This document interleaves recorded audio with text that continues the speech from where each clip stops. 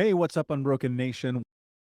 How do you handle that narrative? Especially, and for me, that was a shift. Like that was probably one of the greatest shifts of my life is moving out of that space. But when you think about that for yourself, like does that play a role? You talk about people want to see you fail. Like, how do you have the internal dialogue and conversation as an emotional man in a really difficult time?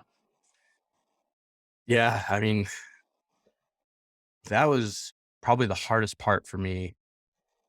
It was to just truly accept who I was. Um, I knew that I wasn't perfect.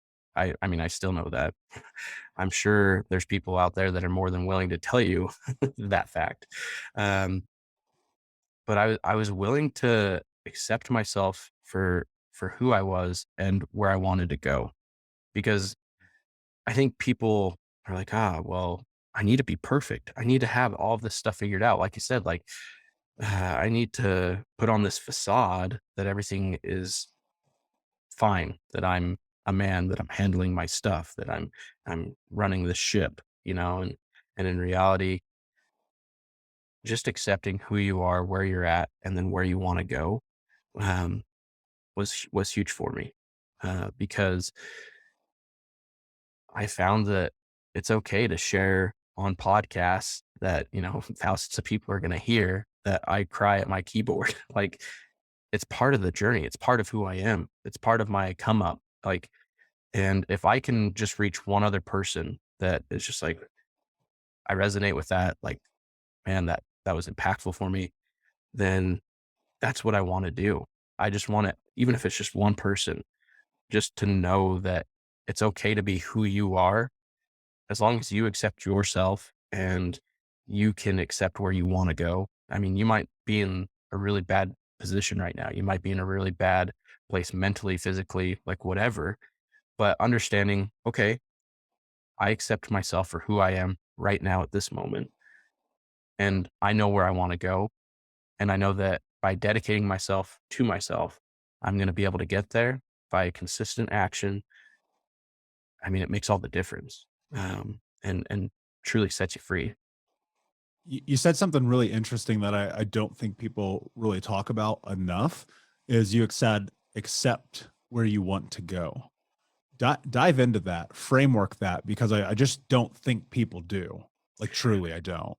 Yeah, well, and it goes back to like, what do you think you deserve? Like, what do you think your reality is, and where do you think like you can be in the future?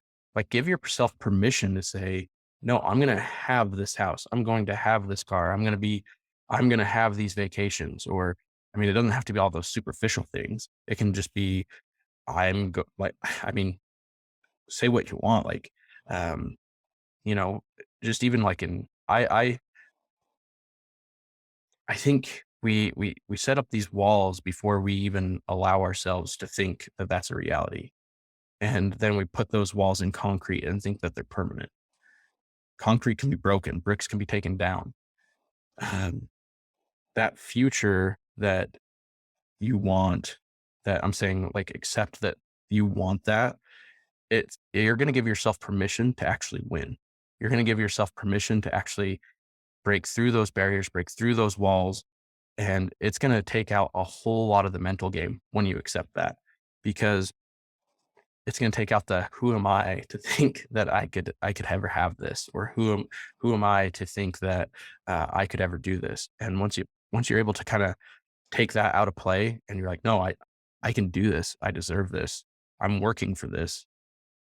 It it becomes so much more easy for you to actually obtain what you want. Yeah, that's such a good point. And it is about deservedness, right? And I think that one of the greatest shifts that you can make is recognizing like the truth. Like you can have anything that you want. Now, I think you have to be reasonable. If you're 4'10", you're probably not going to be dunking on Shaq in the NBA, right? I think that there is an element of like reason that you need to deploy here.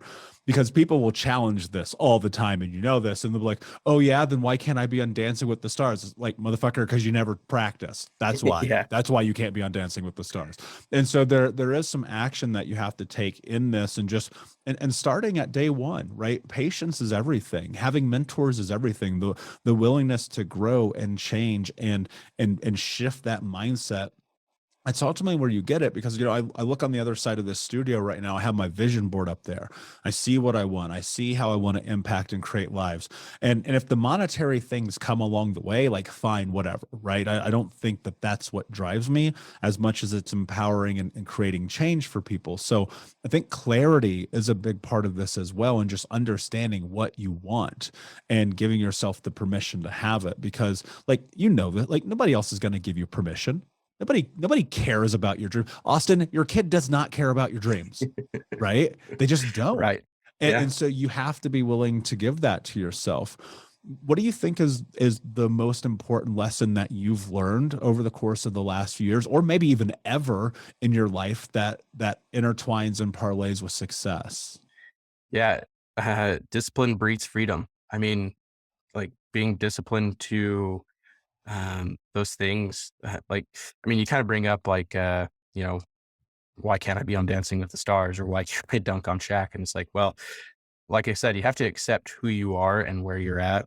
And then you have to give yourself permission to dream into a reality that's, I mean, that you're physically capable of doing. But, for me, I've struggled with, um, like my weight, like ever since like kind of getting out of the army. I had a couple of foot surgeries, and I always used that as the reason as to why I was gaining weight and why I wasn't able to run as much as I used to or do X, Y, and Z. And as I started to kind of take this mental shift, I kind of took my weight into consideration. Like, well, what am I doing? Like, a lot of people are like, "Oh, I want to be a millionaire." It's like, "Okay, great. Well, what daily actions are you taking?" Because when I was 60 pounds heavier, I was eating like crap every single day. And then 2 weeks go by and be like, "Why didn't I lose any weight?" I've been walking every night. And it's like, well, I'm still eating like crap. Like, I'm not taking the required actions. I'm not being disciplined to the actions in order to hit my goal. And so, now it's like, um, of course I was craving cookies last night, but I didn't give myself permission to eat them. And then this morning I actually felt pretty good when I got on the scale and saw that I lost some weight. And so for people that are like, well, like, this is my goal, this is where I want to be, why am I not getting there? It's like, well, what are you actually doing every single day that's going to help you lead? Like, what action are you doing every single day that's going to help actually get to that goal? Like, are you actually even taking action, or are you just investing in these courses and these mentors, and you're like, "Oh, I'm getting so enlightened," but you're not even taking any action to actually, uh, put into practice what they're even teaching you. And so for me, it's having that discipline to consistency and discipline to action, is really going to be what gives you the freedom that you want. Whether that's, I mean, for me, like health wise, like losing weight, like I feel better. I can actually run. My feet don't hurt. My knees don't hurt. Like, it's great. Like, I'm probably going to live longer, which is awesome. And so, you know, but it's those daily disciplined actions that I'm taking and that I'm kind of forcing upon myself that's giving me this whole new open world of like what's possible.